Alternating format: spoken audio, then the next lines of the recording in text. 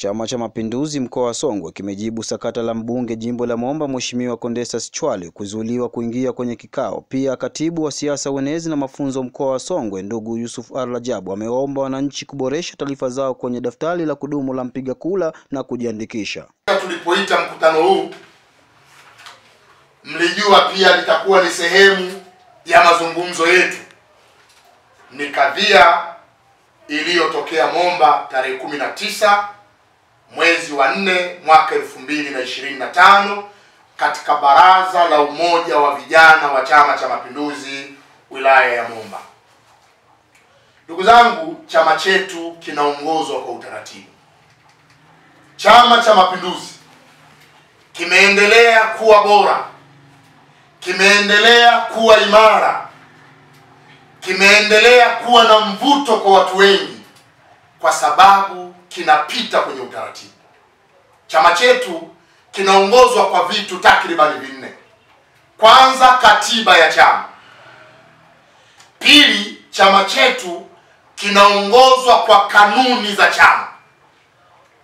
Tatu, kinaongozwa kwa miongozo mbalimbali inayotolewa na viongozi wa chama. Na tatu, utamaduni. 4, utamaduni. Chama chetu kinaongozwa kwa vitu vinne. Kwanza, katiba. Pili, kanuni. Tatu, kinaongozwa kwa miongozo mbalimbali. Na 4, chama chetu kinaongozwa kwa utamaduni. Hii ndiyo miongozo ya chama chetu minne.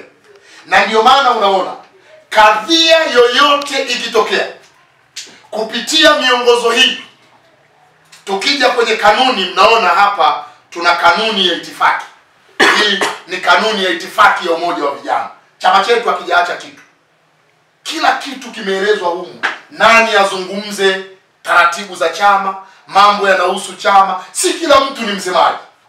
Na ndio maana tukasema ikifikia muda tutazungumza kwa utaratibu, na chama huwa kinazungumza baada ya vikao.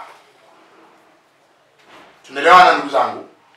Kwa hiyo kwa mujibu wa kanuni ya umoja wa vijana hii hapa ya mwaka 1977 toleo la mwaka 2022 linalitaja baraza la umoja wa vijana la wilaya kama kikao kikubwa cha pili cha jumuiya katika ngazi ya wilaya. Na hilo na limetajwa na kwenye ibara ya 59 ibara ndogo ya kwanza ikataja wajumbe wa hilo baraza la umoja wa vijana wa Chama cha Mapinduzi wilaya. Pamoja na hayo, kwenye ibara ya 59(3) ya kanuni hii imesema chama chetu kinaongozwa na vitu vinne. Katiba hii hapa ndio katiba ya Chama cha Mapinduzi. Lakini kanuni, moja ya kanuni ni hii hapa, kanuni ya umoja wa vijana. Lakini tuna kanuni ya uteuzi wa wagombea uongozi katika vyombo vya dola. Mwaka huu tuna uchaguzi. Uchaguzi wa mwaka huu unaongozwa na kanuni hizi ndani ya chama. Lakini pia tuna kanuni hii, muongozo wa itifaki. Zote hizi ni kanuni za ndani ya chama. Lakini pia tuna kanuni za uongozi na maadili. Hizi hapa, kwamba mtu akimisbehave anatakiwa adhibiwe, anaadhibiwa kwa kosa lipi, adhabu zikoje, wapi, ni hapa. Lakini pia tunazo kanuni za uchaguzi wa Chama cha Mapinduzi. Kwa hiyo hizi ni kanuni. Kwa hiyo tumesema tunaongozwa na katiba, lakini pili kanuni, hizi zote nilizozionyesha kanuni. Kwa hiyo hata hii ya umoja wa vijana ni kanuni. Kwa hiyo ukisoma kanuni hii, ibara ya 59(3) inamtaja mwenyekiti wa UVCCM wa wilaya kwamba atakuwa na mamlaka ya kuendesha baraza la wilaya. Asipokuwepo, wajumbe wa baraza watamchagua mtu yeyote katika wao wanayemtaka. Sasa huu ni utaratibu, nimependa nianze nao ili muweze kuuelewa. Lakini siku ya tarehe 19 ya mwezi wa 4 mwaka 2025 usiku wake, kwa ambao hatukuwepo, tulishuhudia yale yaliyotokea katika lile baraza la umoja wa vijana wa Chama cha Mapinduzi wilaya ya Momba la kumzuia Mheshimiwa mbunge wa jimbo la Momba, Mheshimiwa Condestas Chalwe kuingia kwenye lile baraza.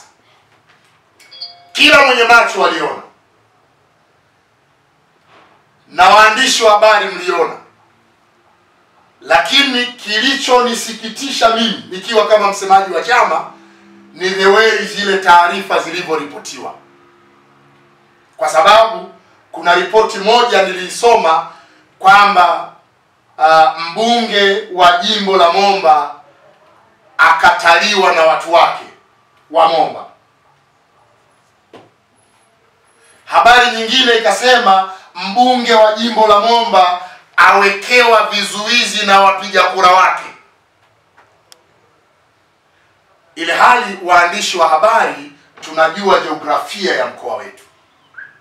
Tunajua mkoa wetu una wilaya 4 za kiserikali na kichama, lakini tuna halmashauri 5. Wilaya ya Momba ina majimbo mawili yenye halmashauri 2. Halmashauri ya mji wa Tunduma na ni jimbo la Tunduma, lakini pia tuna halmashauri ya Momba na kule kuna jimbo la Momba. Na lile tukio, na ndio maana tumekuja kueleza hapa ili kutoa ukungu ule, kueleza uhalisia ulikuwaje. Lakini nimesoma taarifa nyingine. Kuna taarifa imeandikwa ambayo inaeleza kwamba Momba kumewaka. Nimesoma hiyo taarifa juzi. Imeeleza kwamba Momba kumewaka, yani mfano wa hivyo, lakini na mle ndani kukaja na maelezo mengi sana. Maelezo ya mbunge, maelezo ya mwenyekiti wa UVCCM, katibu wa UVCCM, katibu wa chama na kadhalika zake kwenye lile andiko. Lakini kimsingi ndugu zangu, ni kweli Mheshimiwa mbunge wa jimbo la Momba Condestas Chalwe alizuiliwa kuingia kwenye lile baraza la umoja wa vijana kama tulivyoona. Lakini taarifa zilivyoandikwa, ndio maana tuna clear doubt. Taarifa zilivyoandikwa kwamba mbunge mwenzie wa jimbo la Tunduma, Mheshimiwa David Silinde, ndio alihusika kwenye ile mission. Kitu ambacho hakina ushahidi. Kitu ambacho si cha sawa sawa. Kwa nini tunasema sio cha sawa sawa? Kwa sababu sisi kama chama, secretariat ya mkoa ya Chama cha Mapinduzi pamoja na kamati ya utekelezaji ya Chama cha Mapinduzi mkoa, jumuiya ya vijana, siku ya tarehe 24 mwezi wa 4 2025 tuliwaita wajumbe wa baraza la umoja wa vijana wilaya ya Momba kutokea Momba ya chini, takriban vijana 50. Tukawaita wa viongozi wakuu wa umoja wa vijana wa wilaya ya Momba, tukawaita vijana wa itifaki wote waliokuwepo kwenye ile tukio. Tulifanya nao kikao kuanzia saa 4 asubuhi mpaka saa 4 za usiku.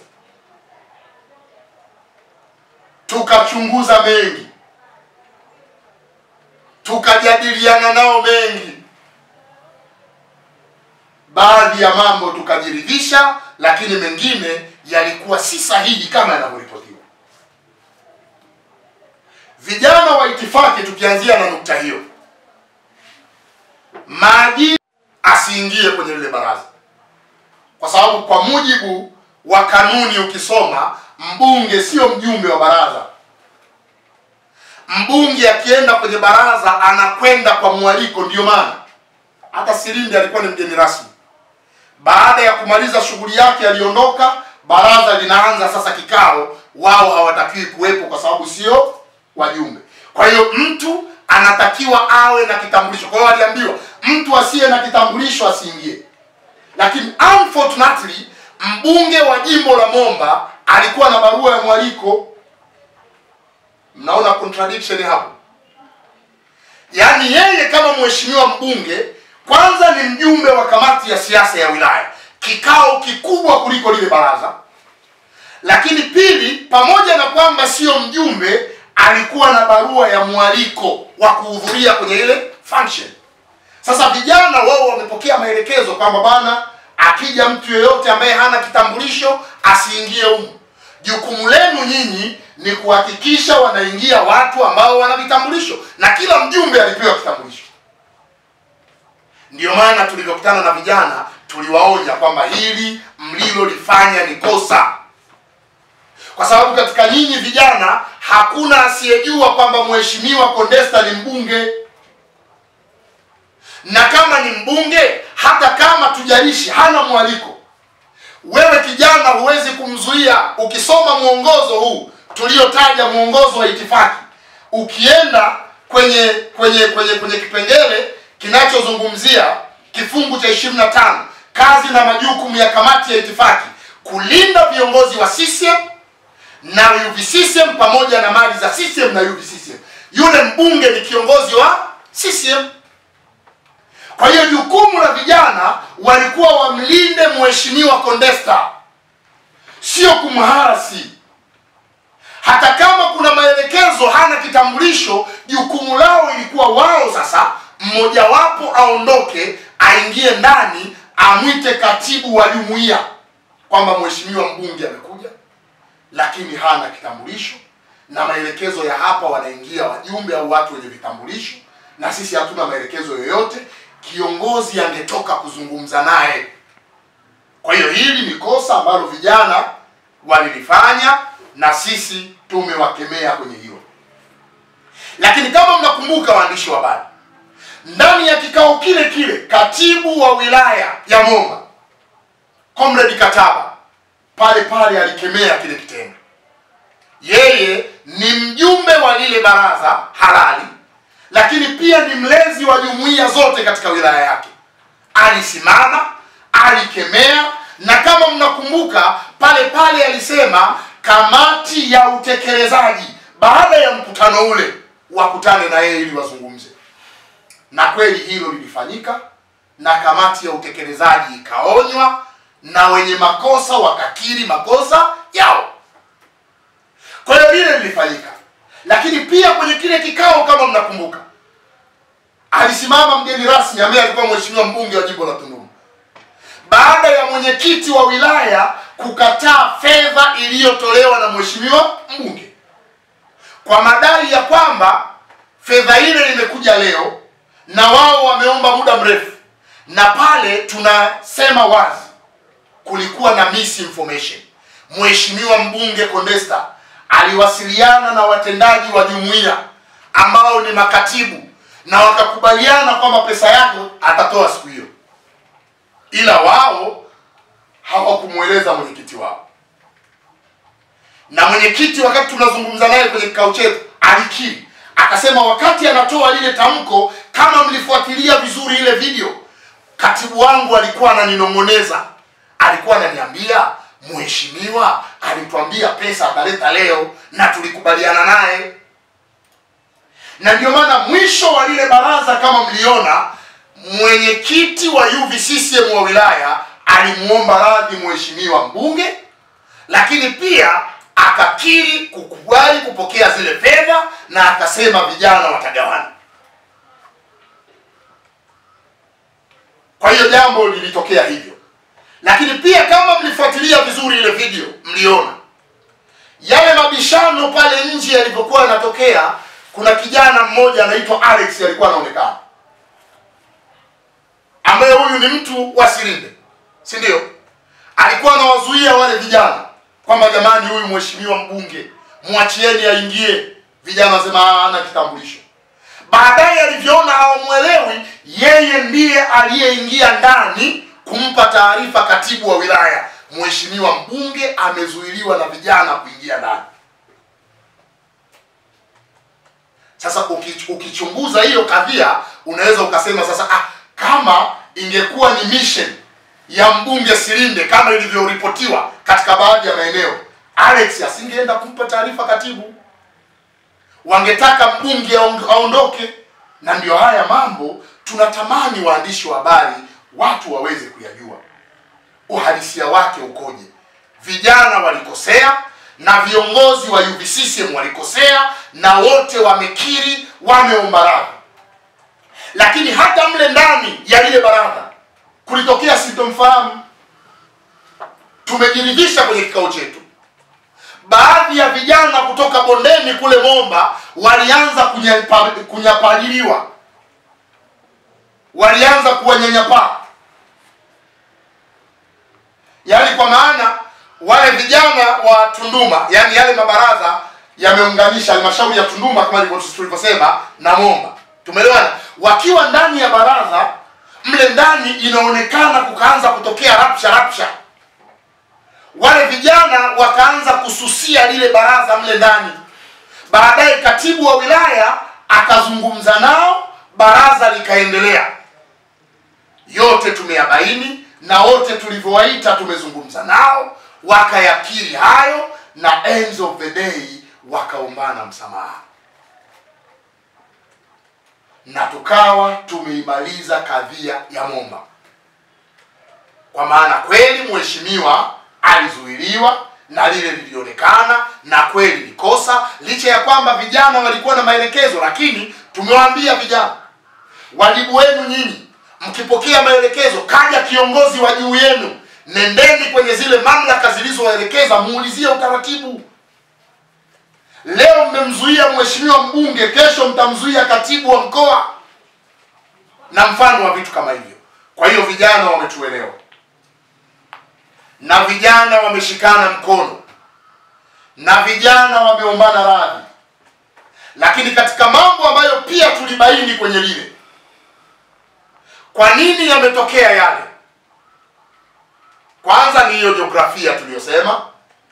Vijana wakasema wanataka sasa mabaraza yote kuanzia sasa yafanyikie makao makuu ya wilaya ambayo ni Chitete. Tukaona jambo hilo halina shida. Lakini jambo la pili ambalo vijana walidai kwenye kikao chetu cha tarehe 24, kwamba kuwe na mchanganyiko katika vijana wa itifaki. Wale vijana wa itifaki wote ni kutokea Tunduma, na wakajenga hoja za msingi kwamba laiti kama na sisi tungekuwepo kwenye wale vijana wa itifaki, mbunge wetu tusingekubali azuiliwe.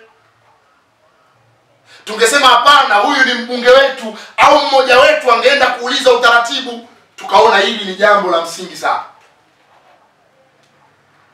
Tukaelekeza pamoja na kamati ya utekelezaji ya mkoa, ikatoa maelekezo wilayani kwamba tuhakikishe tuna combine kwenye hii itifaki ya wilaya, wasipatikane watu kutoka sehemu moja. Lakini pia vijana wakasema kwamba wanahitaji lile baraza linavyoandaliwa liwe jumuishi. Maana yake majimbo yote yahusishwe, wachukuliwe wajumbe kutoka kule na wajumbe Tunduma, wajadili budget na kila kitu. Tukamwambia hiyo haliwezekani, kwa sababu ni swala la kikanuni. Linaloandaa baraza la wilaya ni kamati ya utekelezaji ya wilaya, yeye ni wajumbe 8.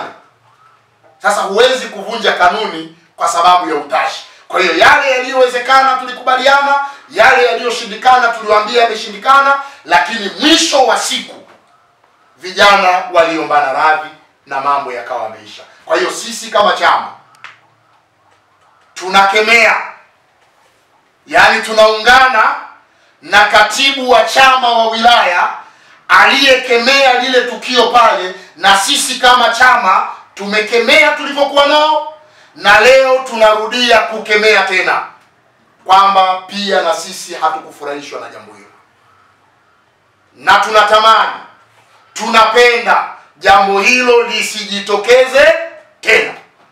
Na midhali tumeufunga ukurasa huu na vijana wameelewana, tunaamini kwamba mgogoro huu umeisha.